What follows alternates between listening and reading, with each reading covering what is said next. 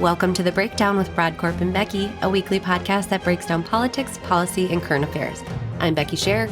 And I'm Michael Brodkorb. Today we are here with our first show of 2024. We are joined today by Sarah Gad, who is a congressional candidate in Minnesota's 5th Congressional District, running to defeat Congresswoman Ilhan Omar.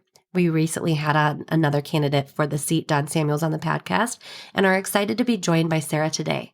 Sarah is a Minnesota native and works as a defense and criminal rights attorney in Hennepin and Anoka County. Sarah previously ran for Congress in Illinois' 1st Congressional District back in 2020. With Sarah, we are going to discuss her path in life and some struggles on the way that led her to where she is today. We will break down why she is running for Congress and what she is hearing on the campaign trail. And we will end by breaking down why she thinks she can defeat Omar in 2024. Thanks for joining us and enjoy the show.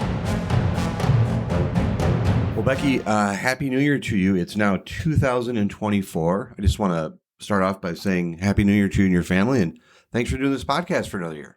Yeah, Happy New Year to you guys as well. It's wild and crazy that it's 2024 already.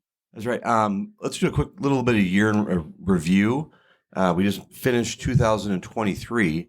Just for just a minute or so, let's kind of go through what we thought was the top stories of 2023. You lead it off. Well, I had to throw it back a little bit. It seems like it was completely a different year.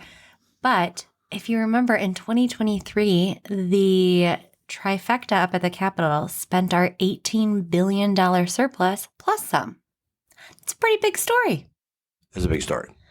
Yeah. And the tipping off of that, which is a subject I want to get into in 2024, is the new state office building. It's going to be a big amount of money. That was a big story from last year. Certainly was. And then, of course, we can talk about kind of the overall progressive shift of the legislature and the agenda, but one huge, massive story was the Minnesota state flag. It's certainly gotten a lot of response, both sides. Which is the subject of our current episode. The episode that we just released, just finished. We just did a episode about the Minnesota state flag with Carl Yeager, which was just a fantastic episode. Great downloads on that episode. I would encourage people to listen. But the state flag still continues to be a hot topic. And I think coming into the upcoming legislative session, I have a feeling there's going to be this debate isn't over with, which would be the most Minnesotan thing, that this debate over the flag is not over with. Absolutely. And one last one that we can't forget is the infamous Trump mugshot, having to, go through his indictments and turn himself in and get that mugshot. As we enter now 2020, wild little year. It's officially 2024 now today. What's your take on what's coming up at both the state and national level this year? So at the national level, I think the biggest thing that's going to be on people's minds is the presidential primary. On both sides, I think we know that it's going to likely be a Biden versus Trump, but anything can happen. There's still a relatively crowded field on the Republican side. Who knows what what's going to happen with Trump on the ballot. So I am, waiting with bated breath to see how Super Tuesday goes, these different states, how they come in, and how the numbers are shaking out for the different candidates on the Republican side. I would agree. I think the presidential race is going to be tricky, particularly for you and I, as we talk about it this cycle. Neither of us are big Trump fans. I agree with you that I think it's going to be Trump versus Biden. I just don't know how that dynamic is going to change and it's going to shift. So that's what we have at the national level. At the state level here in Minnesota, we have the big elections are control the Minnesota House of Representatives. It is now January 1st, and in Minnesota we also have a race for the United States Senate. A sleepy race so far, but my all indications are that I think Republicans are going to have a candidate that's going to run, and we're going to be having hopefully a quality United States Senate race in Minnesota. Running against Klobuchar is tough, but I have faith that I think there'll be a good issue-driven campaign. At least that's my hope. Maybe I'm overly optimistic in this new year, but that's my hope. There'll be a battle for the House in Minnesota, House of Representatives. There'll be a U.S. Senate race, and then we'll be dealing with a presidential race, which I have a feeling it's not going to be a lot of fun to talk about. Certainly agree. And as you mentioned issues, I know we're going to kind of hit some key issues, but I think it is going to be certainly interesting to see how the race for the majority in the Minnesota House goes, whether we Republicans are able to kind of tout some of the far-reaching moves that the Democrats did this last cycle, or if people, because as we mentioned before, a lot of these new laws are not enacted until after 2024, if that's not going to be seen. We tend to have that pendulum swing back and forth, every couple of years here in the Minnesota House. So it's going to be interesting to see how voters feel as we move forward towards 2024 election. All right. We want to encourage our listeners. We're on social media at BB BreakPod across all social media platforms. So please hit us up in 2024 for tips, suggestions, discussion items for the podcast, and what you think is at stake. We're going to be having a much more robust social media engagement over this year. We want to hit things off right. So please follow us at BB BreakPod on YouTube, Twitter, Facebook, Instagram, and at our website. You can leave comments, and we're going to be doing much more engagement this cycle. So appreciate listeners engaging with us. New Year's resolutions. Are you a New Year's resolution person? I try to. I don't really, make it a hard and fast rule, but I think it's always a good refresh of starting to do things differently, reach towards goals. My husband and I actually were filming this on New Year's Day. Today we are going through a list of some kind of prompts of goals, manifestations in different areas, as far as work and family and home and health and all of that. So we're going to be setting some of those today. But my biggest one so far is I'm aiming to move more, be a little bit more physically active.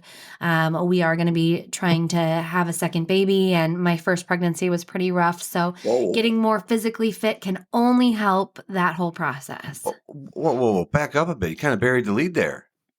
Yeah. Hey, goal for 2024. That's great news. Well, we're not there yet. But that's the goal, is that we'll be hopefully adding to our family here in the next year or so. That's a great plan. Fantastic. So stay tuned. If I do get pregnant and am as sick as I was last time, we're going to have a bucket on the side. So that mute button will be in high performance. That's great. We'll make sure to have a bucket. And as a parent myself, my kids are older now, but buckets are really important when you're a parent. In the car, just generally, I didn't realize how much a bucket was just an integral part of being a parent. You just need a bucket. And parents need them too. Parents need buckets. Sure do. What about you? Any resolutions? Are you a resolution guy? I'm a all throughout the year kind of resolution guy. I always try to do better. Here's how I view the New Year's, as kind of it's a kind of a good opportunity, I think, to mainstream mental health, physical health, your overall well-being. I think people are much more willing to just engage in that types of subjects, and there's just a lot more of good information about that type of stuff. That's what I like about this time of year, because I think everyone's kind of doing kind of a hard reset. I think anyone who doesn't say that they do resolutions in some way is full of it. We all do resolutions. And so you meet these people who are like, oh, I don't do resolutions and I refuse to, blah, blah, blah, blah, blah. Oh, come on. We all do it. We all get sentimental this time of year. We all want to do a hard reset. And that's one thing. It's one advantage, and not to preach this. It's one advantage I think that I do like about this time of year, is that there just seems to be much more awareness about everybody trying to take care of themselves. You see a lot of articles about, getting fit, getting active, getting steps in, a better diet, better mental health components. I'm a big believer in all that type of stuff. I'm not trying to turn into Tony Robbins here and preach a bunch of stuff, but it's good. And that's the one thing I do like about this time of year. We go through the holidays and things can be tough for people for a lot of reasons, but then we come out of it. We enter this type of phase in our lives where universally everyone, it feels just more comfortable talking about their hopes and dreams and their wishes and physical well-being, mental well-being, emotional, spiritually, whatever you want to talk about. And I think it's a good thing that people talk about that. And so, yes, I believe in goals. I believe in trying to do a better job each year. We have, personal improvements, life improvements, professional. But I hope everyone has a safe and healthy 2024 and a good new year. I did have one piece of feedback from email that was submitted from a person by the name of Jill, asking, and this was just a really interesting piece of feedback, wanted us to debate more. Wanted us to have more engagements, more sparring. And so Okay. it's something to think about. And let me just say, you and I have worked together in the past where I have found that I'm a little taken aback, not taken aback by that, but I think we have good discussion and debate. I think the way we've set this show up is that we want to bring guests in and have it be collaborative and have good discussions, which is interesting. But I think my first thought was, football, food takes, things like that. I don't think we need to set ourselves up to fight, but I think it would be good in this year as we continue this podcast to bring in a little bit more have to be more responsible debate and discourse, not necessarily between you and I, because that would be a fair fight. We'll let our listeners think as to what that means about the fair fight. But Yeah. I was surprised because I do think there's a lot of healthy debate. I think that, and I'll turn it over to you, but it's something to think about. I like it. I think we could probably push ourselves to at times when there is some disagreement, maybe ask again, not in a unfriendly or, dramatic fashion, but maybe we just push a little bit more. Maybe if there is something that we disagree with, either with each other or a guest, we probe a little bit more in asking why that might be and see if what comes from there. But interesting. I'm always happy to get permission to debate a little bit more. So that's fun. It's interesting. And some people will read not a fair fight as me giving a shot at you. I want to point something out to you. You would be surprised at how much the podcast is heard amongst my family, not immediate family, not my wife and kids, but also secondary in-laws, the sisters and others, and how many people agree with you. And I Oh, hear about it thanks. quite a bit. And I don't want to start 2024 off by being too dramatic or setting this up as it's me and it's Becky and my family against me. But there's a lot of feedback I get, a lot about your comments and how people. I think the silent majority in my family is that they listen more for you than me. Which is, Oh, hey, that's very whatever gets the kind. downloads, whatever gets the downloads. I will take it. Thanks, Brodkorb family. I'm here for it. Whatever gets the download. So I thought that was interesting. We'll try to do more, maybe with some of our guests. And just one last to that debate component. One of the things that Becky and I have tried to do, I think a little different, is we've had a real kind of slow burn with the podcast. I mean, it started off, and we've had a couple episodes that I think have really brought some tension in. We're trying to have discussions with people, and debates can sometimes drown that out. But I just think it would be good. I think it was an interesting observation. If we can find a way to balance it a bit more and talk about that kind of production on air, I think invites the listeners in. So if you can think about some subjects that we can have some debate about that you would be encouraged to hear, and it's not a drowned out screaming match. I think fair to say, Becky, I mean, one of the things that we Yes. try to do is even when we disagree, which I think there's been substantive debates where we've disagreed, we give each other a chance to talk. Absolutely. I mean, and I think even when it comes to our guests, I think the David Han, Ken Martin episode is a prime example of where we Perfect. had a debate. You could definitely tell there were times where there was a little bit of tension, but it was still done in a very respectful manner. They still shook hands. They still were excited to see each other again at upcoming events. And I think that's the goal. I think that I love the opportunity here with this podcast that we are able to give listeners some insight to conversations that they would not already have. I feel like so much in politics, we listen to our echo chamber, right? We listen to the right, we listen to the left.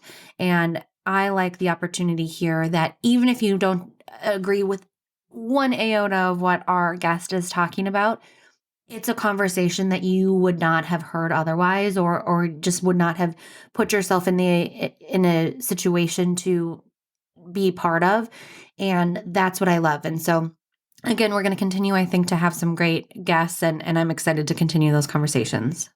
One last point I'll make about the podcast, and particularly when it came to discussions with family. Again, immediate family, secondary, kind of know what I mean. Just people, different kind of levels of family.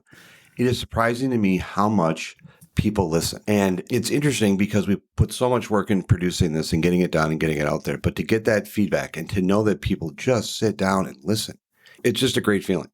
And it feels good to know that people are listening and to get the feedback, in all honesty, let's be clear.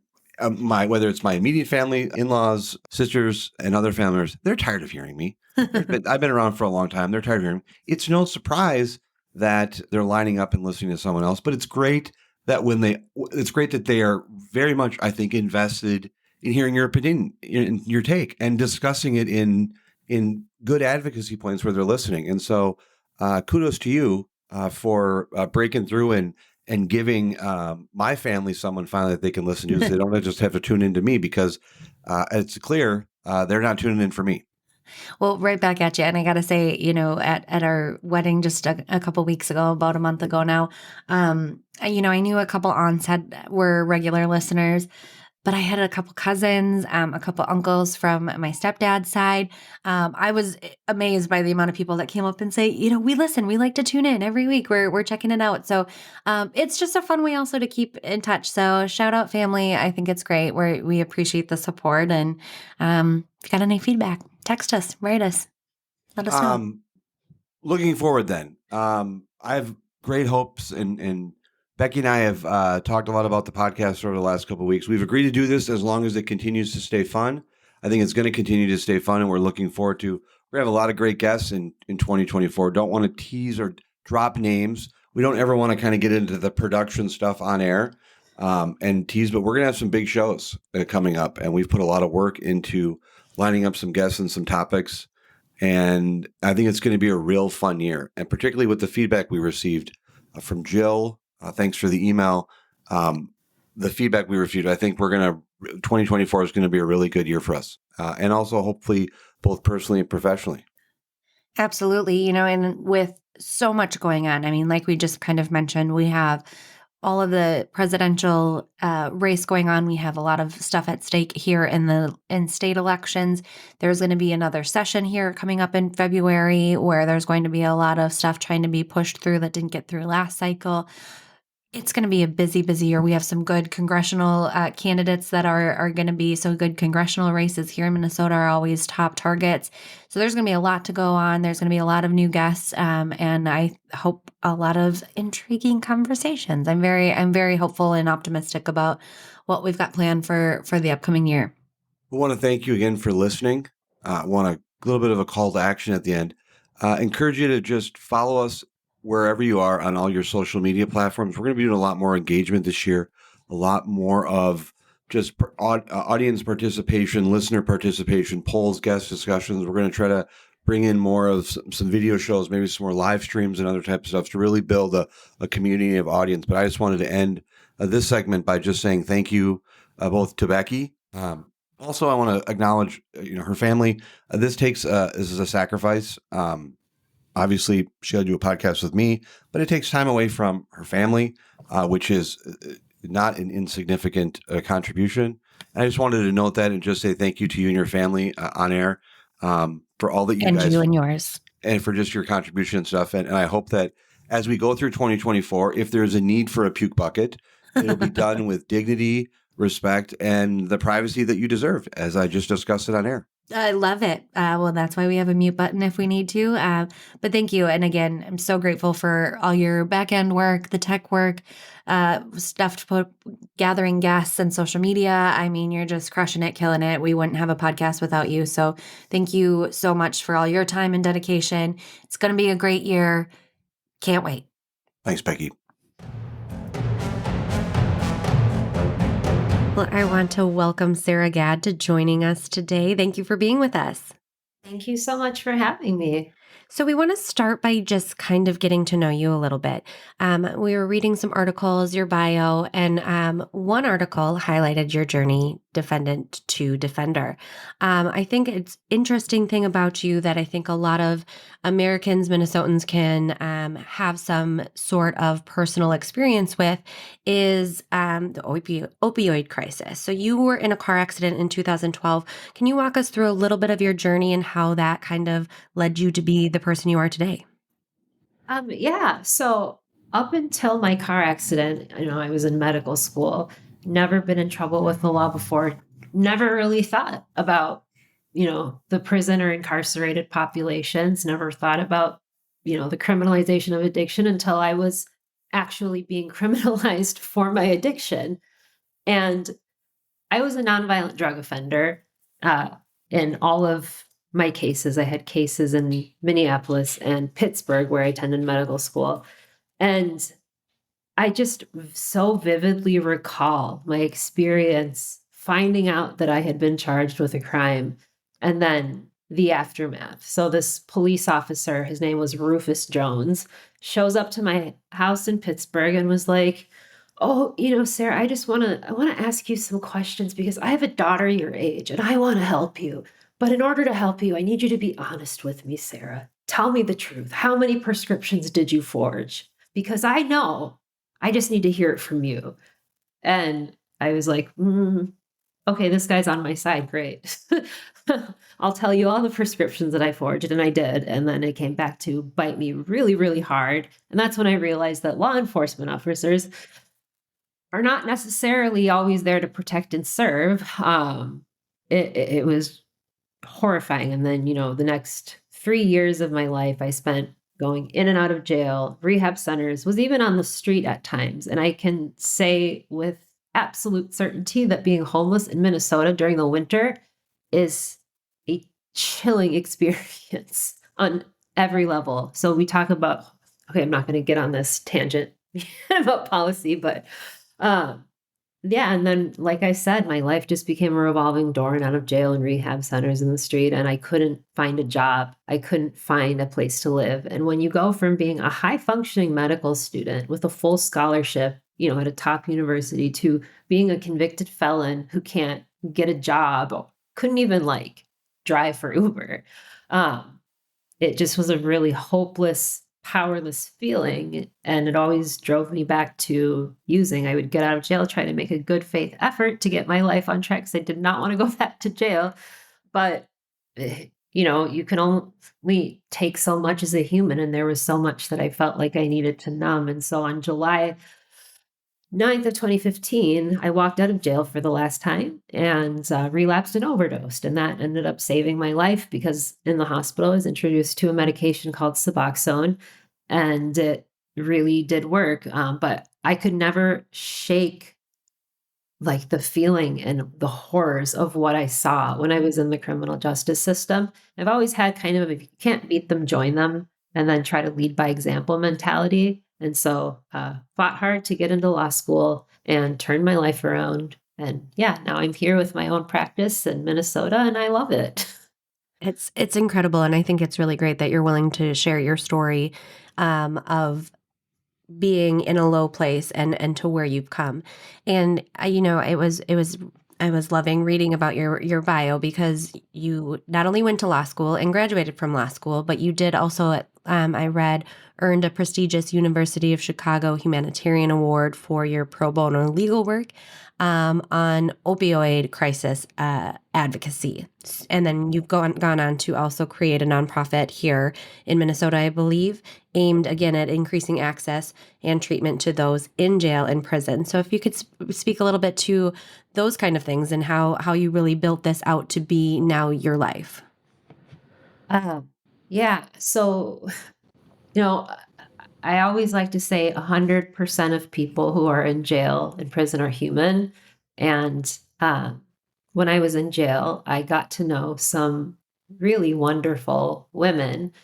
And just over the years, they started dropping dead like flies from opioid overdoses. And in my head, I was like, there are treatments for this. There are FDA approved medications to prevent this. So why aren't they preventing it? And so when I was in my second year of law school at the University of Chicago, one of my former cellmates died of an opioid overdose. And I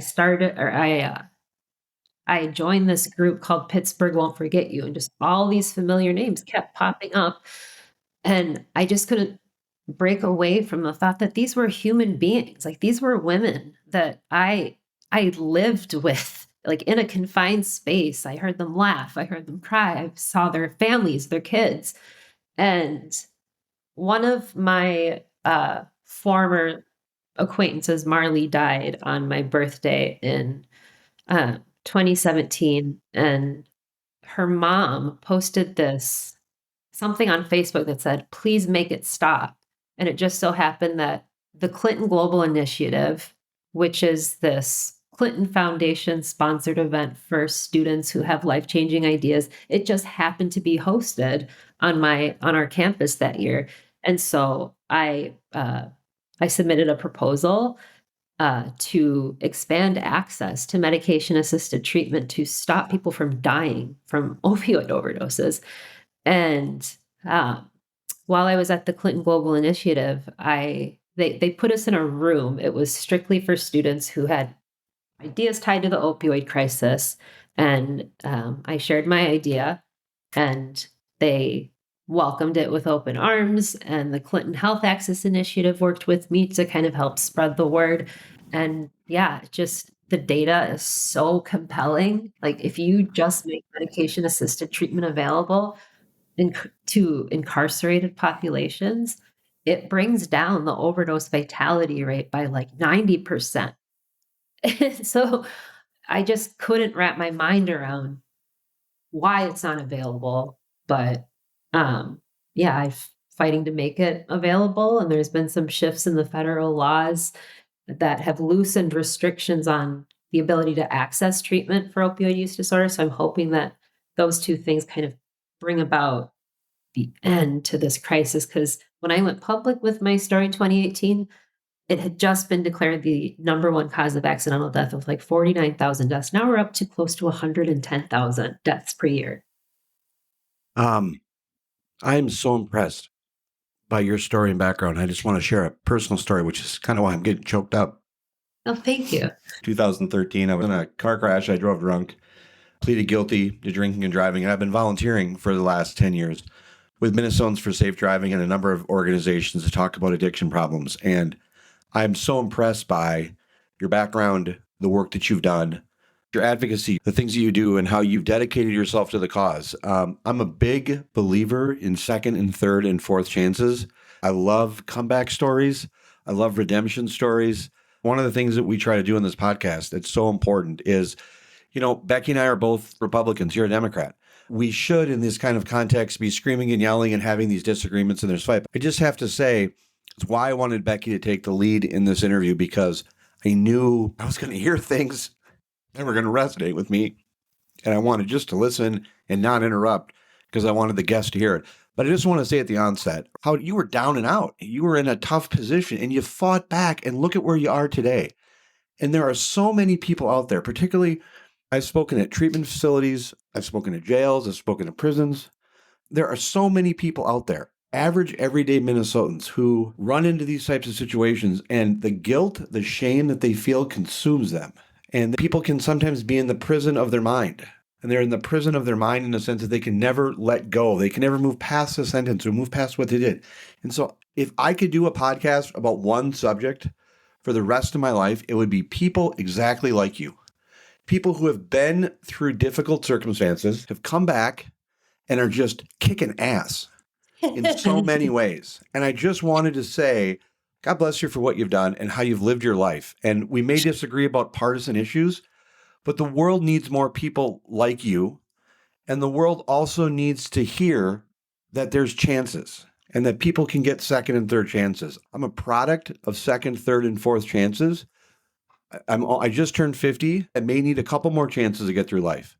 But I just wanted to explain a little bit of my emotion, and partisan blinders aside, because you're a Democrat, we're a Republican, we're going to disagree about a lot. But boy, oh boy, I just wanted to say, in prepping for this interview, in reading about you and what your work did, and then hearing you discuss it, I just wanted to say, just great damn job. Thank you so much. That means a lot to me. And kind of like what you just spoke about, how people live in this prison, like in their mind of just guilt and shame. It doesn't help that our criminal justice system won't let you forget it. Like, the collateral consequences that accompany a criminal conviction are ruthless. Like, they don't care how down and out you are. If you're court ordered to get a job and you don't get a job because you're a felon, it's like you go back to jail. And so people, including myself, like, they just get caught in this cycle.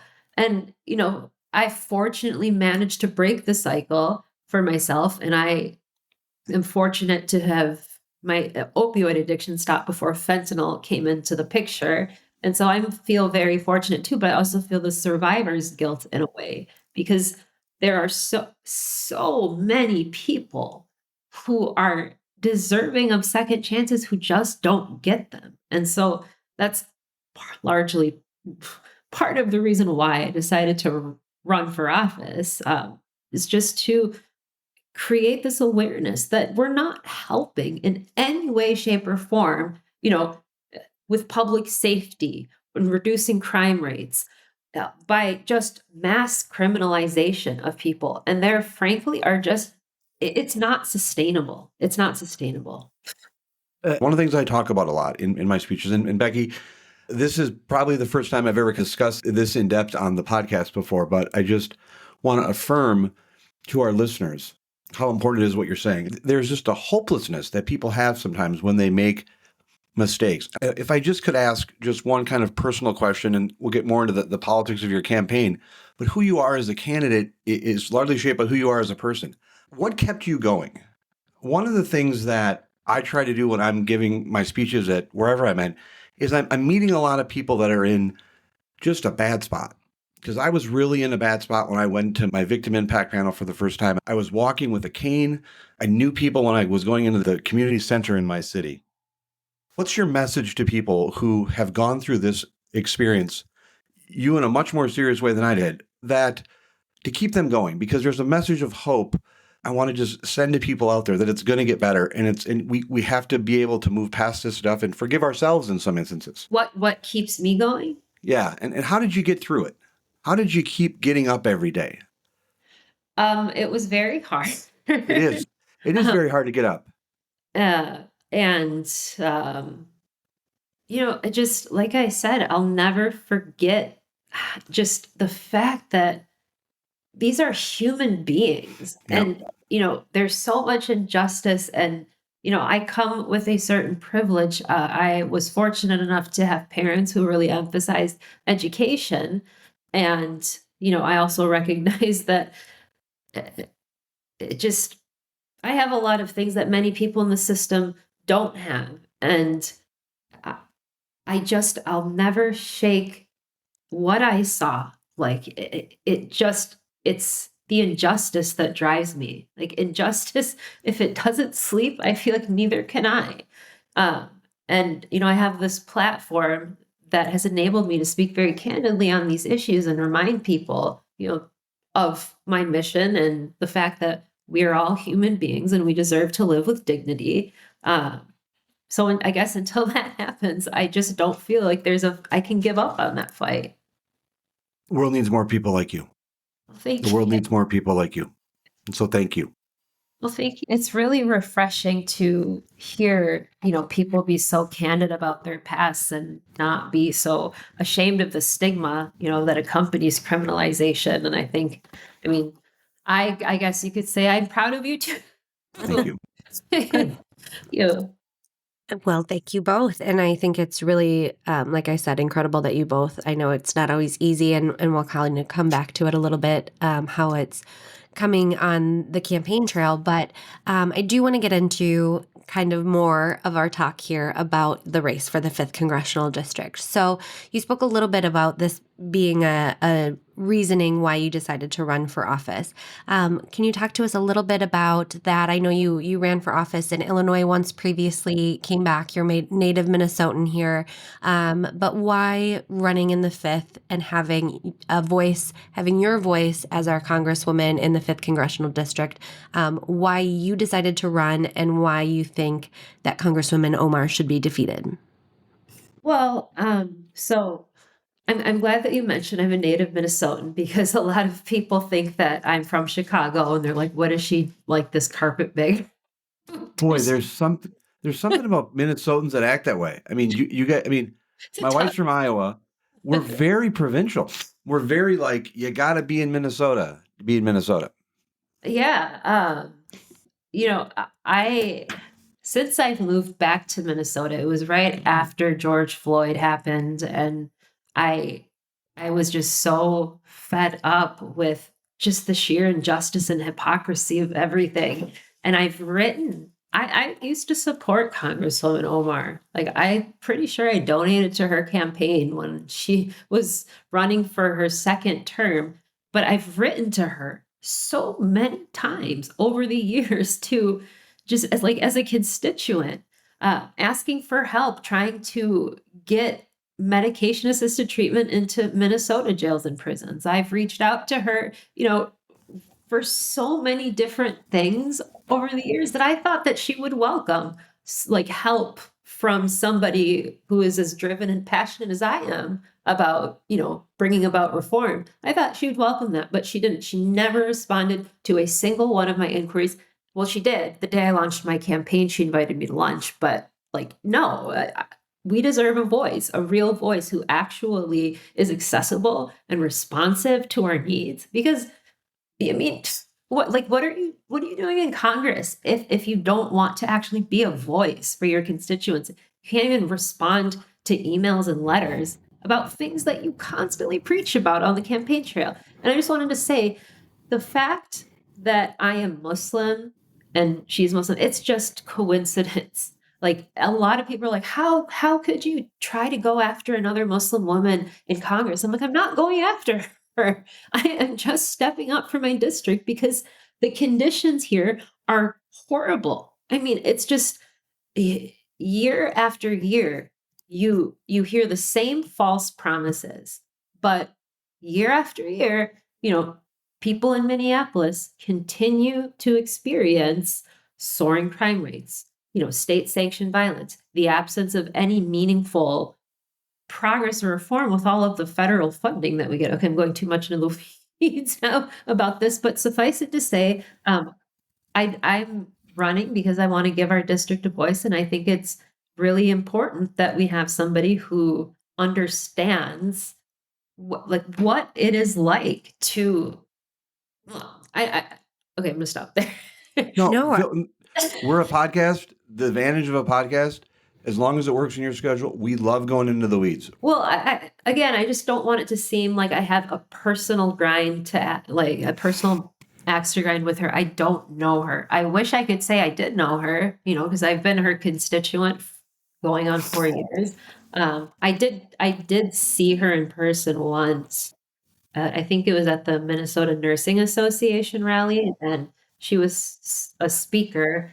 And she was really just angry that they put her first instead of last. And she was actually screaming at people who put the event together. And I was like, wow, okay. I don't actually, um, I don't know what this is, but I don't feel represented. And this is not kind of the leadership that I want to be under. And I wasn't really thinking about running for Congress back then. Why I decided to run for Congress again was because, I get into a lot of arguments with judges about the fact, I get that you cannot legislate from the bench, but the alternative is the arbitrary deprivation of liberty in America, the land of the free. How can you not just be inclined to do something? And they're like, yeah, well, we can't legislate from the bench, Ms. Gad. You make a fair point, but we just enforce the laws. So after hearing that so many times, I believe it was July 6th, I was just like, screw it. I'm entering my name into the 5th Congressional District race, and I will figure it out later. I just wasn't fully committed to the idea yet. But then I think 10 days later, I get this email from a reporter in Minnesota who has very closely aligned with Ilhan Omar over the years, asking, we're doing a story on the fact that Ilhan's first challenger is a criminal who can't follow the law. So do you have any comment on why you should be making them? And I didn't have a comment, but it was just fortuitous that the next day I won a very high profile murder case, and proved that this young man who had been in prison for 7 months in the Hennepin County Jail, extradited from Virginia, where he was attending school, locked up on $2 million bail without a shred of evidence against him. So yeah, when the judge was explaining to my client, Mr. Richardson, you need to be very grateful for the work of Miss Gad. I remember her from her days as a defendant in in these courtrooms, and he was just made some impassioned speech at the end. And there are media people already in the courtroom following another murder plea, but because mine was just like a quick dismissal, they put it on the record first. And when they heard this, they just chased me out of the courtroom. And we're like, no, sit. We need to hear more about this. And Fox 9 News ended up doing just a segment on primetime about my life that went viral on Reddit, which caught the attention of the Washington Post.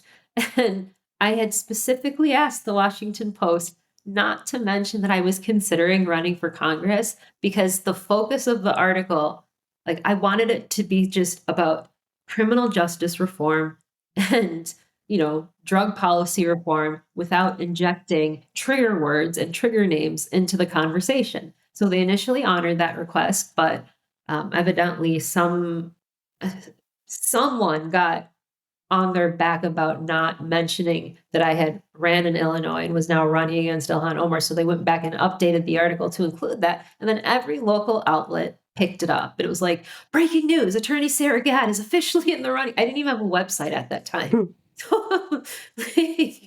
We just quickly got up a website with a donate button. And yeah, I guess it was almost kind of accidental that I ended up in this race. But once I felt like the warm public reception of my candidacy, and agonizing media stories about me, it was really reassuring and just kind of reaffirmed that I made the right decision by doubling down and continuing to fight for the 5th District. One thing I do want to hit on that you kind of said as a catalyst of you jumping in the race is access and accessibility and responsiveness from Congress, or lack thereof here, from Congresswoman Omar. I spent 3 years working in Washington, D.C. for Congressman Tom Emmer, and that was something that I know from his office, he very much prided himself. If you were a constituent and you wrote in, you got a response. Whether that was, sometimes it could only be a form response, I'm sure. Every constituent that wrote in for something got some acknowledgement of thank you for writing, even if it was a thank you for writing into my office, I will keep that in consideration. Any response. Obviously, he prided himself on going more in depth and having more conversations and communications and meetings and getting to know folks. But I think it's really important because I think, especially with someone like Congresswoman Omar, so many people just focus on what she is saying on the news, on Twitter, all of those kind of things, and thinking that it's always these big, scandalous, sexy reasons why people want to get in and run against somebody that's like a name like Congresswoman Omar, when really at the basis, it comes down to actually doing her job for the constituents of the 5th Congressional District. And that is something that you're not the first person we've heard from that has a big frustration with that, and her completely neglecting the district that she is meant to serve, which is here in Minnesota's 5th Congressional District. So I think that's great that you do recognize that you realized you were reaching out, wanting to be helpful and supportive, and even you weren't getting a response. Think of other people that are having actual issues or frustrations too, that still just do not get anything, any acknowledgement. So that's always a great reason for stepping up. But I do want to touch real quick on that, because that was a question I had, was if you are hearing people use your past against you on the campaign trail, is that something your opponents are doing? Are you seeing this from more, or have people, now that you've made it clear that this is how you got to be the person you are and why you have something to offer for the constituents and for Americans, are people kind of past it? Not in Hennepin County. The prosecutors are not past it. They seem very angry at the fact that I actually did show up 3 years after I said I was going to law school. I started law school with an ankle monitor, by the way, because Hennepin County would not let me live down on the fact that I was a nonviolent drug offender. Super embarrassing at U Chicago, the most conservative law school in the country. Like the 3rd most prestigious and most conservative law school. And my classmates were just like fascinated by the fact that I have this beeping Excel monitor in Grimlaw, they're just like, what is happening? Because I don't know if you heard, or I don't know if you know this, but I worked for this very famous attorney named Kathleen Zollner, and I was in season 2 of Making a Murderer, that Netflix Oh. documentary on Stephen Avery. I was actually, I still have the placard. I was the science director. So my classmates were like watching this documentary because I believe season 2 came out shortly after I matriculated. And they're like, how is she on Netflix on a famous documentary or like she's in a very famous documentary, but is also sitting here with an ankle monitor. Like, what is going on? But yeah, I through that experience, I just kind of learned to let go of the shame. Are people using this as trying to disqualify you? They've certainly tried, but they don't really get anywhere. I think a lot of people, I do get a lot of positive feedback about my candor and honesty about my past, and a lot of people can relate. I mean, I'm hear glad. when I went door knocking with somebody running for Congress, but helping my friend who was running for city council, and this was in the East Isles area, huge houses, but people wanted to just be heard. So we'd knock on the door and I'd be like, just want to know, is there any issues of particular relevance to you that's going to be driving you to the voting booth? And they're like, I had a benzodiazepine addiction, or, just people that you wouldn't actually, you would never look at them and think, you never look at their houses and think like, wow, they're really going through it too. And I mean, I always say education is the most powerful equalizer. Addiction is the second most powerful equalizer. I want to share just one political story that I think has relevancy in this subject. Congressman Jim Ramstad, who passed away a number of years ago. Jim Ramstad was elected to the Minnesota State Senate in 1980. And a few months after he was elected to the state Senate, he woke up in a jail cell in South Dakota. Jim Ramstad was an alcoholic.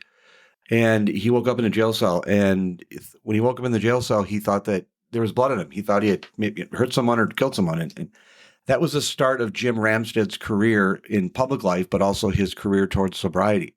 That happened I think he was arrested in 81. 9 years later, Jim Ramstad's elected to Congress from Minnesota's 3rd Congressional District. And 8 years later, in 1998, more Republicans or more voters in the 3rd Congressional District voted for Jim Ramstad than any other member of Congress in the country. And the point I'm saying to you is people like authentic candidates. People identify with authentic candidates. Jim Ramstad is someone who embraced all of the vices in his life that he was dealing with and used them as a strength in what he advocated for. And my goodness, if there's something that I know is that people like authentic candidates. This is a state that at one point elected Paul Wellstone and Rod Graham to the United States Senate at the same time. Polar opposites on the ideological spectrum, but very authentic. And so authentic candidates resonate. And so keep being authentic. I do get emails from people like, oh, you might find allies in Chris Christie's corner with, your mission to end addiction. And so I think that, a lot of people are just kind of getting over partisan politics. Yes. Because, truth be told, I'm running as a Democrat because like my core beliefs are consistent with what the Democratic Party ideally should be, but it's not. And I feel like the Democratic Party tries to convince us that the Republican Party is the biggest enemy, when in reality, it's the special interest groups and lobbies that are funding politicians on both sides to actively suppress the demands of the American people. And I mean, I have a lot of supporters who are also Republican largely because they've had similar experience that have resonated with, my experience resonated with them because there are so many similarities. And I'm just really glad that people recognize that it's not only okay to disagree, but that we are all human at the end of the day. And Congress, it should be the place where positive societal contributions are made in the form of laws that evolve with evolving standards of basic human decency. But Congress is so polarized that our elected representatives, they don't just fail to get anything done, they fail to even try. And then they come around every re-election season begging us for money so they can fund their re-election campaigns when most of them are household names who should just be able to point to their track records of what they've done in Congress. But instead, they just beg us for money, make more false promises, and so they can pretend like they're working for the American people and not these lobbies and special interest groups and their own egos. I think you kind of identified a little bit of the reasoning why Michael and I even chose to do this podcast in the void. We kind of saw out there, like he mentioned, we identify as Republicans, but similar to you, we, I think, identify with what the Republican Party used to be or should be, not necessarily where it exactly stands right now. I always give Michael a hard time. He endorsed Governor Walz this last cycle even because he did not stand, and I got to get my jab in, Michael. Another year. This is we started the podcast in 2022. She brought it up then. She brought it up in 2023. And now this is the first episode of 2024. So this is a 3-year joke. Nothing but consistent. But I think exactly what you mentioned is we have the same frustrations, and why we want to have these conversations with left, right, and middle guests on here is to have conversations and to show that we can move beyond those differences. We can chat about policy. We can chat about backgrounds and the betterment of Minnesotans, making things better for Minnesota families, for our businesses, for everybody in our state and around the country. And so I appreciate you and your similar like-mindedness on that and willing to have those conversations, because divisive politics obviously is what, drives the clicks and what gets people to the polls. And I'm hopeful and optimistic that at some point we do kind of go back to the old way and praising some bipartisanship, not finding it a way of a weakness for a candidate or for an elected official. So along those lines, though, I know you kept pulling yourself back from going into the weeds before. I kind of want to take a couple minutes and go into the weeds of some of those issues in the 5th Congressional District that you are hearing about from folks and things that you either maybe agree with Congresswoman Omar or disagree with her on, but things that you're kind of using as a platform for your campaign.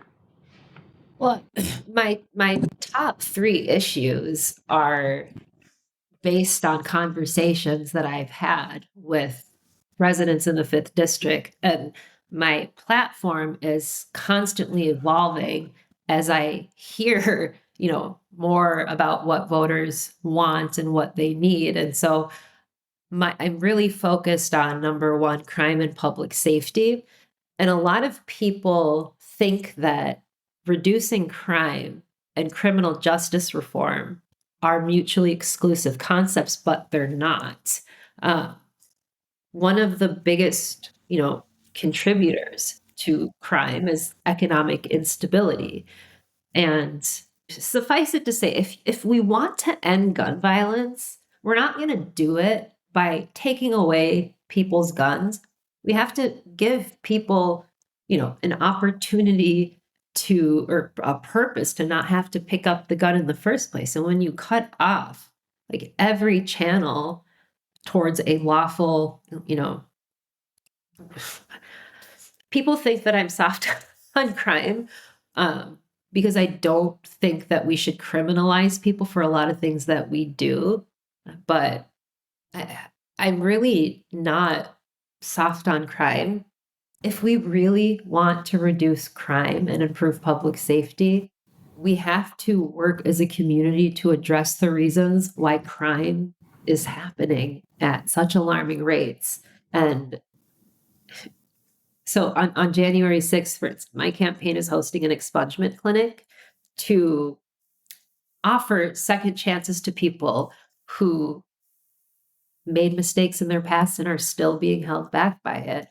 And we were doing it by appointment only, and the slots filled up within a day that we announced. because everybody who's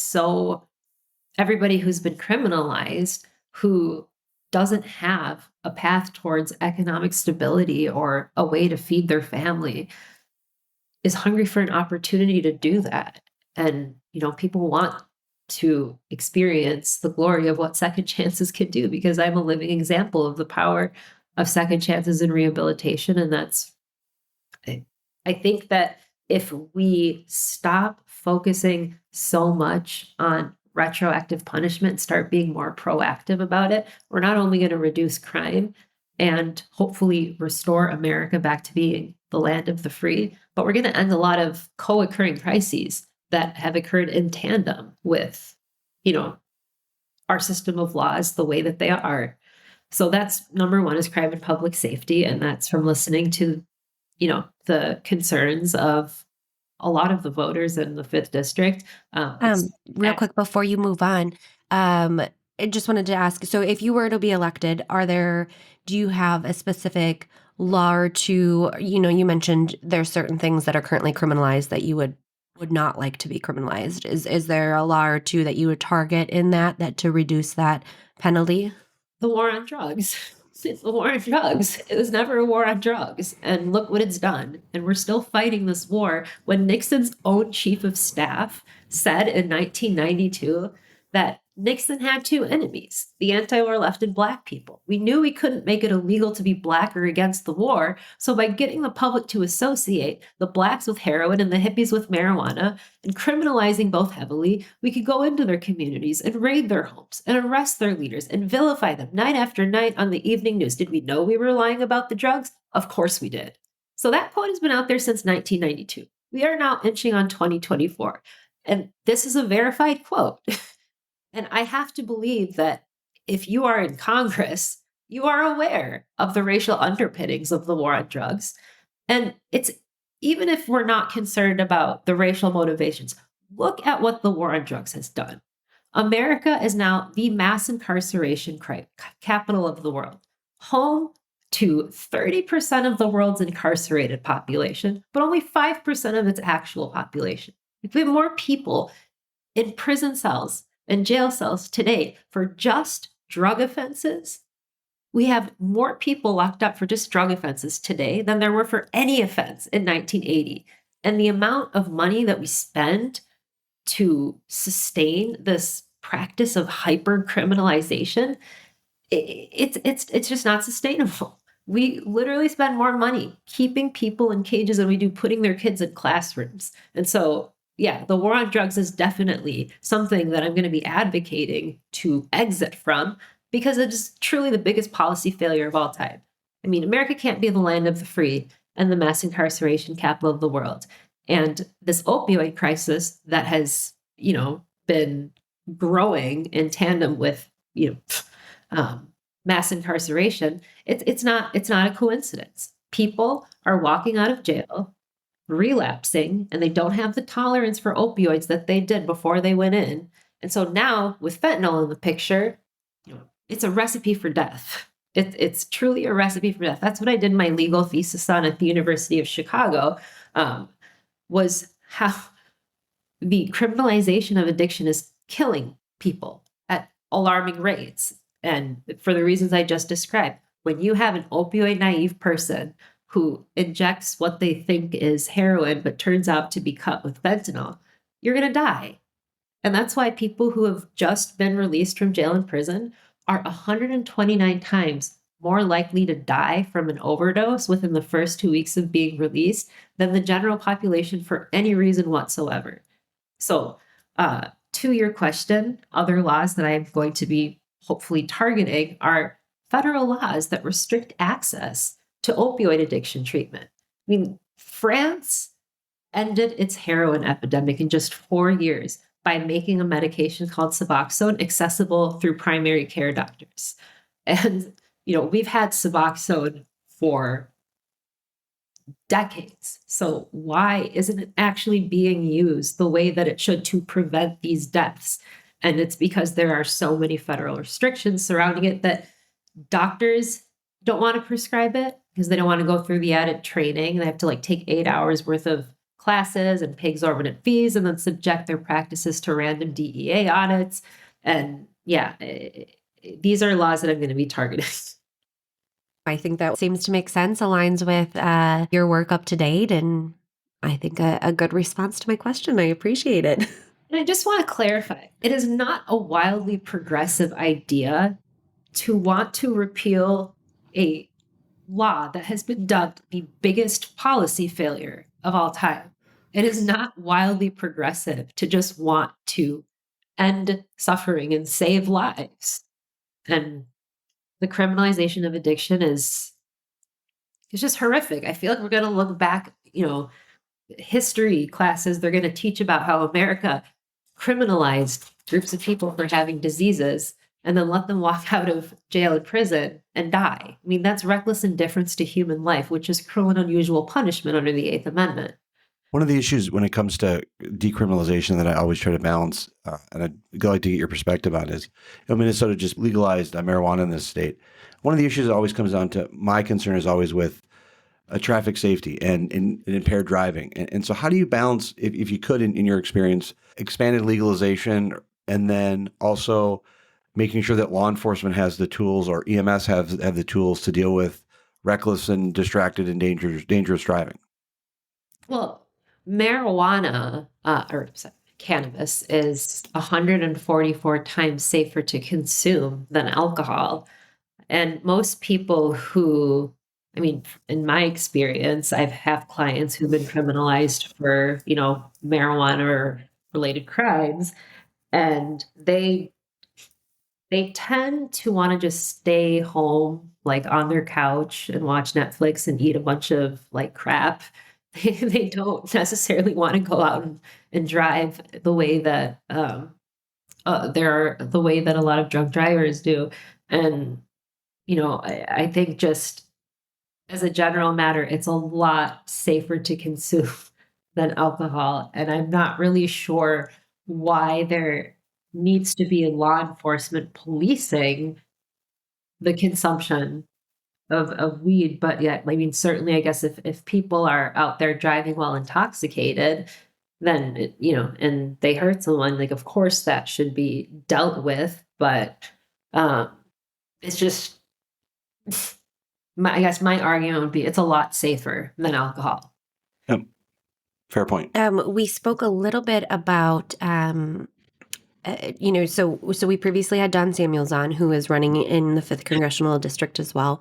We spoke with him about debates or lack thereof the last time around when he ran against Congresswoman Omar. And we were, before the show, we're kind of chatting with you. You mentioned there is a candidate forum coming up, correct? Yes, on January 20th. But a strict 5 minutes, no rebuttals or interaction between the candidates, right? I would hope that everyone would avail themselves to questions at the end, but I'm not really sure what else the structure is. I've just been told you have 5 minutes to speak. But it's not a debate in the sense, it's just candidates get to speak. And so do you have interest in debating Congresswoman Omar and your fellow opponents leading up to the primary? Yes, absolutely. I would welcome that opportunity. Awesome. Well, I think, we did extend an offer to Congresswoman Omar and Don Samuels to debate. Michael, I think as we're in agreement that Ms. Gad, we would love to invite you to do that as well. If we can make it happen, I think it would be certainly an interesting conversation and one that I think the voters of the 5th Congressional District, deserve to hear similarities and differences and just a little bit more. I think we would like to have a platform that folks can educate others on issues on themselves, and we certainly think that the voters leading into a primary election with a busy slate of candidates certainly deserve to hear from those candidates. Yeah, I absolutely agree. One other topic we discussed before I want to ask you, the presidential race. I think Becky and I, fair to say, I don't speak for her, but Becky, correct me if I'm wrong.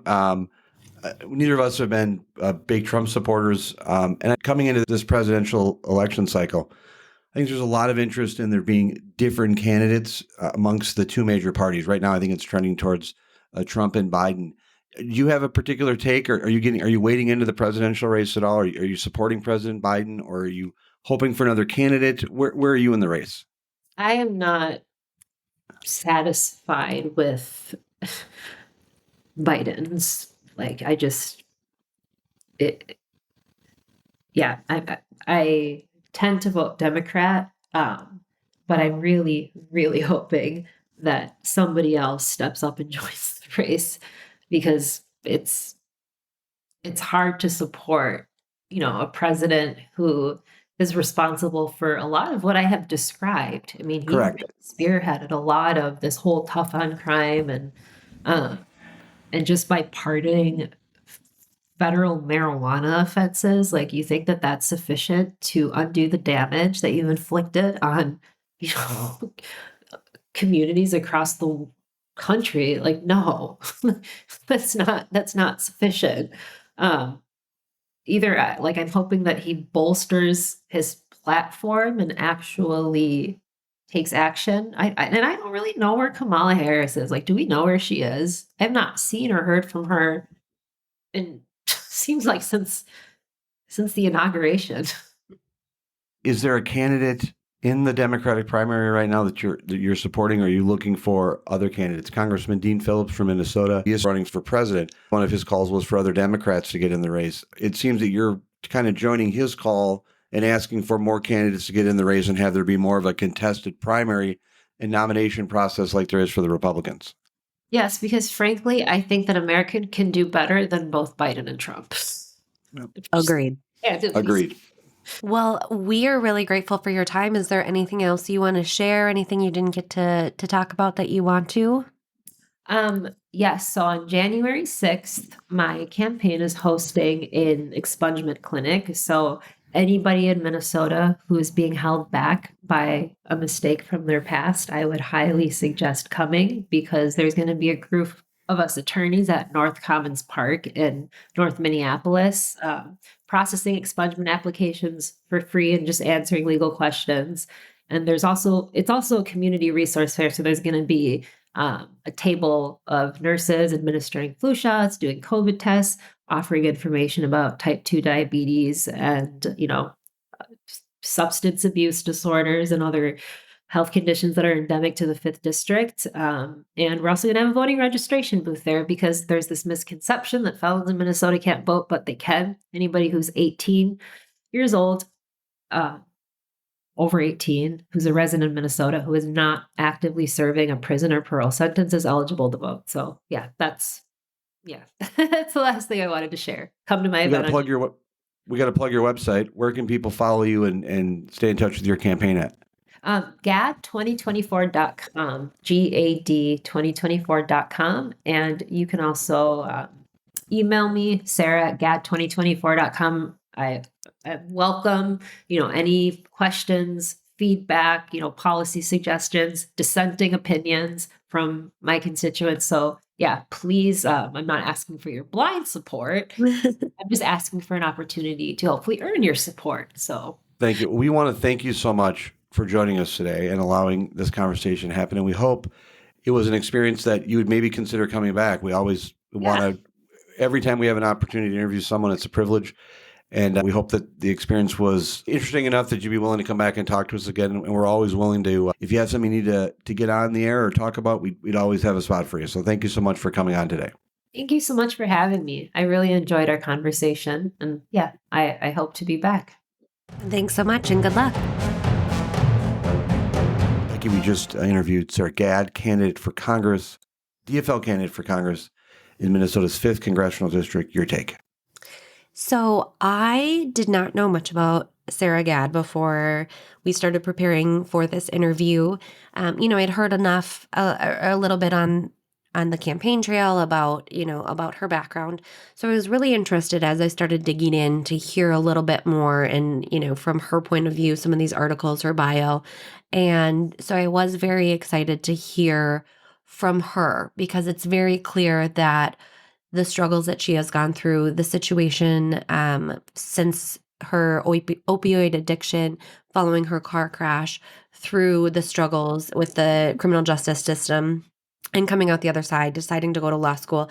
I mean, I just think it is very clearly made her the person that she is as a candidate, as wanting to step up into this position as to run for Congress. And I think, like you guys talked about, and I want to hear a little bit more from you, because I think it is really important to have voices like yours and voices like Sarah's out in the ether, showing that you don't need to be shamed about your past, that you can move forward, you can take it as a learning experience and move forward and do more to help others. I think I've always been really impressed with you and your efforts to going and speaking to different groups. I think it is really commendable, and I'm really appreciative about your willingness to be so vulnerable and raw with that. And I think that was really impressive about Sarah too. So I liked hearing her story. I think it's obviously an uphill battle taking on an incumbent at any time, especially with a crowded field. So the path forward is yet to be determined. But it was a really interesting conversation, and I'm glad we were able to have. One thing that I'm a huge advocate of is instilling in people that people make mistakes in life. And it's one of the things that I touch upon a lot in my speeches that I give to treatment facilities, how important it is that people forgive themselves and be fortunate in the fact that they're alive. And what I identified a lot in Sarah's past was the struggles that she'd been through and how she has risen up from that and what she's doing with life. She has a purpose-driven life. She has learned from mistakes in her life that she's made and is advocating in such a passionate way. And I think we need more people like that in life. I think there are a lot of people out there who, when they make mistakes, they kind of put themselves, as I noted in the interview, in a little bit of the prison of their mind. They're not able to move past it. And if we as a society were more tolerant and understanding of people who are legitimately trying to move past their mistakes and have learned through them and not continue to hold them back, I think we'd be a better place. I disagree with her on some of her policy positions. There's no question. She's a progressive Democrat. She comes from a different political party and ideology that I do. But I want to establish, I just have a very soft spot in my heart for people who have gone through circumstances where they are trying to lead a new life and moving and have learned from those mistakes. I discussed that story with a lot of people about, Congressman Jim Ramstad's past. Many people in the public life have had problems with addiction and have had issues with drinking and driving and with alcohol. I've been public with mine, but it's not a life sentence. It doesn't have to be a life sentence. And if you embrace it and it's a part of your character and who you are, you become very authentic. And that's what I think resonates with voters. I believe voters are more likely to vote for an authentic candidate than someone who's fake. And I think Sarah is authentic. I don't agree with her on a lot of policy issues, but I'm trying to separate a little bit, which I appreciate that you particularly allow in our podcasts to do. Separate a little bit from the policy from the person.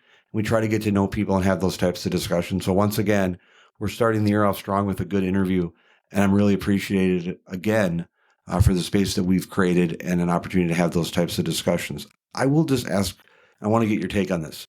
It seems out of any of the congressional districts, and I just want to get your take on this, but we have 8 congressional districts. We have 2 U.S. Senate seats in Minnesota. It seems that when anyone files against Congresswoman Omar, it is always through a different lens than any other candidate that gets an incumbent that gets a challenger filed against them. You and I are both advocates for democracy. We live in a system where I think every election cycle someone should be challenged. I think we need to have, there needs to be a vibrant discussion on the campaign trail and have a free flow of ideas. It's part of the reason we host this podcast is we're trying to bring up that type of discussion.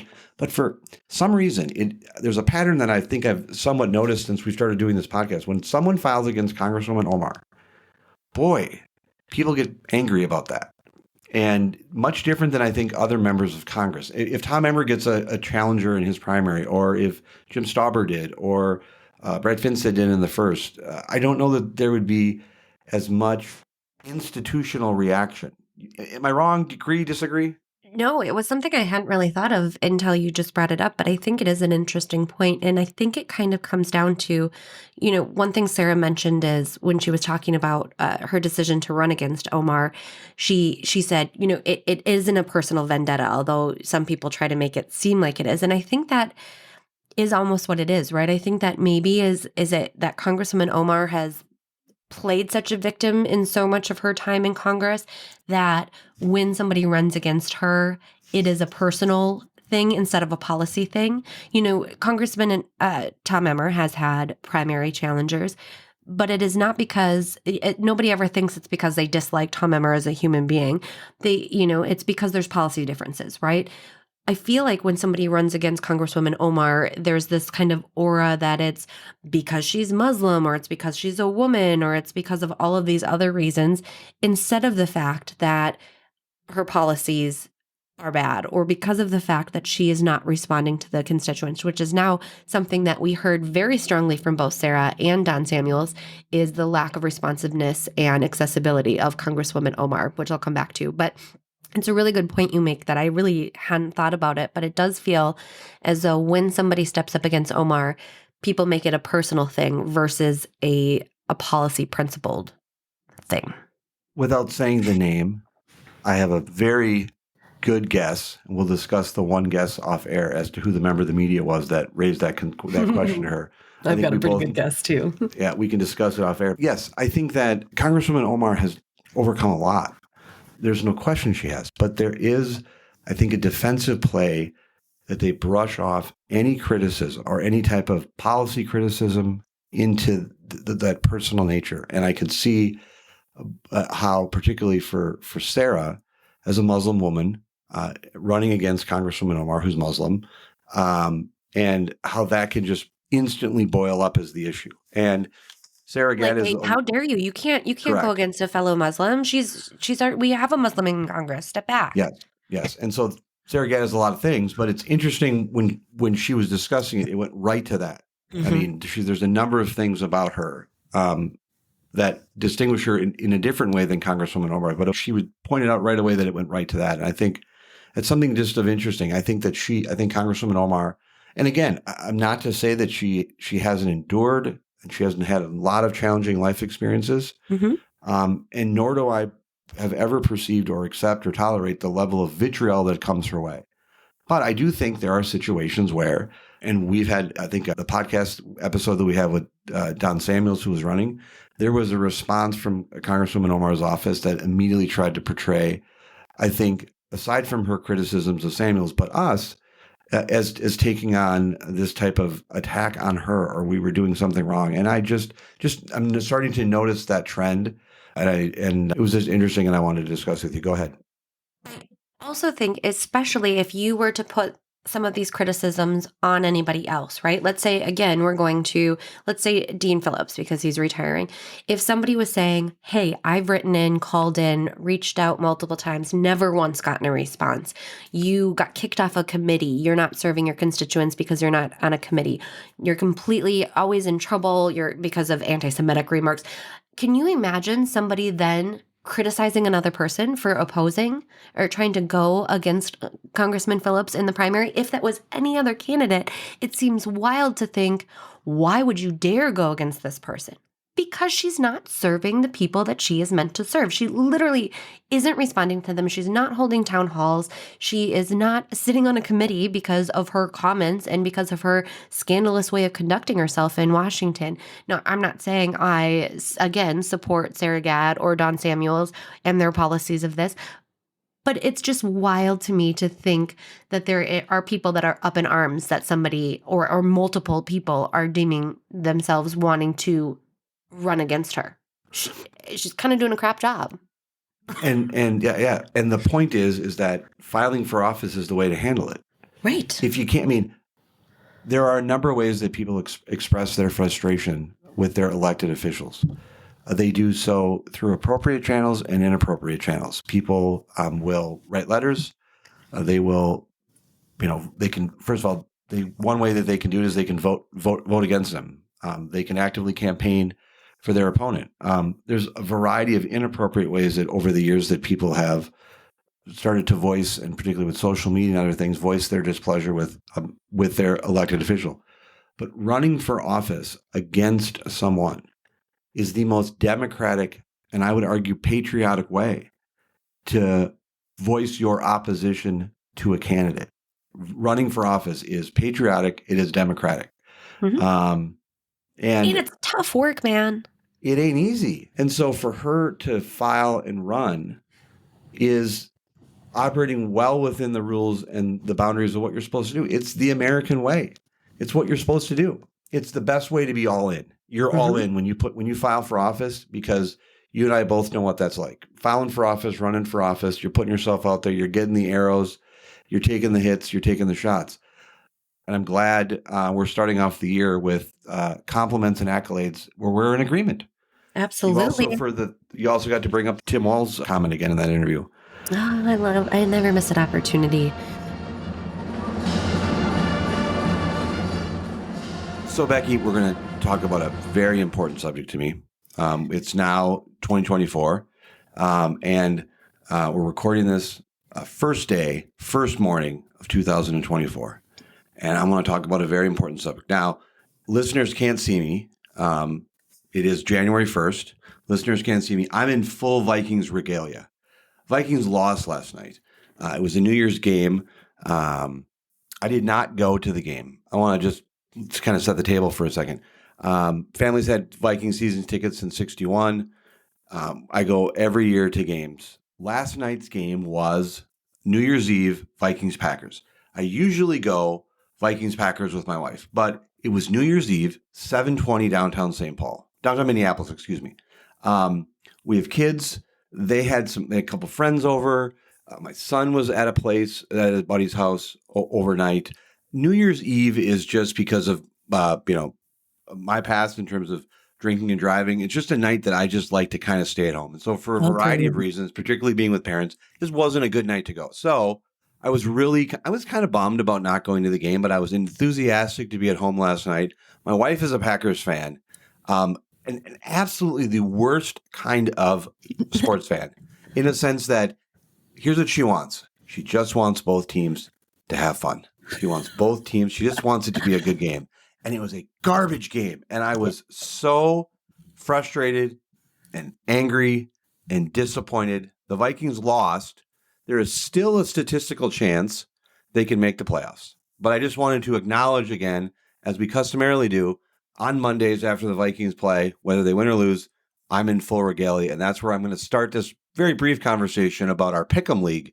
And I'm in full Vikings regalia. Becky, you, of course, have no affinity or loyalty to the Minnesota Vikings. You are married to if I understand the story correctly, you're married to someone from Wisconsin. Correct. You've decided not to bring, if I may, I'll handle this very delicately, not to bring in the decisions you've made on how to raise your child. But if I understand correctly, based on what I heard at the wedding and other things I've picked across, your husband is a Packers fan. Yes. Your child is a Packers fan? Yeah. We'll let him make the decision when he is old enough to make a decision. But we forgot to put him in this Packers shirt yesterday. So he is wearing a Packers little cheesehead shirt today. I will tweet a picture out. Yeah. Yep, he is. And you're Minnesota. Yeah, I'm school, baby. Yeah. But Here's the deal. There are other things. I like to give the little wins to the husband so that when it comes back, he feels good about that. There's a long-term strategy. Exactly. That's great. That's all I need to know. Long-term strategy. Yeah. Speaking of long-term strategy, who gets to do this? I'm down by 12 now. I got no long-term strategy. You're down by 12. So I want to just start things off. I'm a huge fantasy football fan. I don't claim to be very good at it. What I am good is trash talking. That's what I'm good at. So I participate in 3 fantasy football leagues.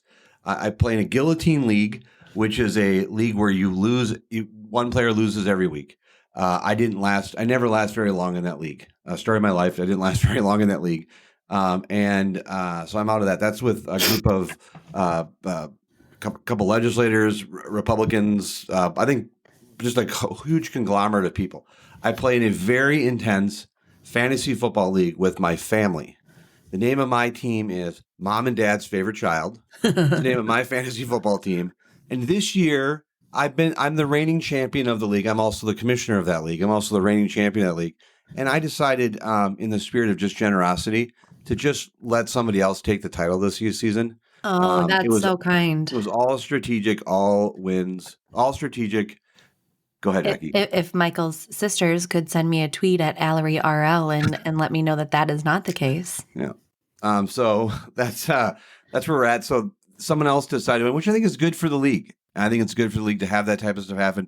But in the league that really mattered, in the league that was most important to me, the one I put all of my eggs in a basket, Becky, can you please tell them who's currently leading in that league? Yeah, you're crushing it now. So you're sitting on top at a healthy 4-point lead currently over second place. Yes. Impressive. Yes. So my goal, again, just for our listeners, was one thing this league. This is the first league of our Pick'em League, which we're going to do next year, assuming that we're here. And I think we're going to do a Pick'em League. Now, the one caveat, and even though I'm winning, and it's a very good statistical likelihood that I'm going to win, I don't want to say guarantee, but we're getting close. What we're going to do is we're going to clean up the rules a little bit. There were a couple confusions this year about the rules. They tripped up Dan Minnesota. They tripped up Becky a little bit. And I'm going to say fair miscommunication. So there will be a little bit of an asterisk on this year's champion, which will likely be me. It's not going to be an asterisk on the trophy. It's still going to be august. It's going to be obnoxious, and there'll be a crown maybe of some sort or some type of ceremony that Becky and I will talk about. We had discussed, just very briefly, I'm just thinking about this now. We had discussed some type of prize for the winner. They could come on, or wasn't it something like that? I'm not trying to be funny here. We discussed something. I'll have to go back and look at the archives. Yeah. We discussed something. So as of now, 1 week left, unless it's a total Minnesota type situation, I'm sitting in a pretty good spot right now. You are. One thing I do want to say is I am proud of both of us and our participants. We all chose the Vikings to win, so they disappointed us all. But when it is Packers versus Vikings, it is nice to know that all of us went for our loyalties to the Vikings instead of the likely win from the Packers. You went with Detroit, though, versus Dallas. Well, yeah, and I was close. You were close. You were very close. You were very close. So I just want to say one more week of football, and then we'll be coming back. And a week from when this episode, our next episode, I will be either in complete misery or I will be just dancing. And we'll see where I'm at. We'll find out a week from now. Can't wait. And if we're still doing the podcast later this year, which I think we're going to be, we should do this again. Yeah, I think it's great. We should do this again. Well, Becky, thank you for starting off 2024 with a wonderful guest, a great program, great podcast. And I just want to say again how much I appreciate this opportunity to do this with you. Right back at you. It's been great. Bye. See ya. Thank you for listening to The Breakdown with Brodkorb and Becky. Before we go, show some love for your favorite podcast by leaving us a review on Apple Podcasts or on the platform where you listen. You can leave a review or give us a shout out on our website or across all social media platforms at BBBreakPod. The Breakdown with Brodkorb and Becky will return next week. Thank you again for listening.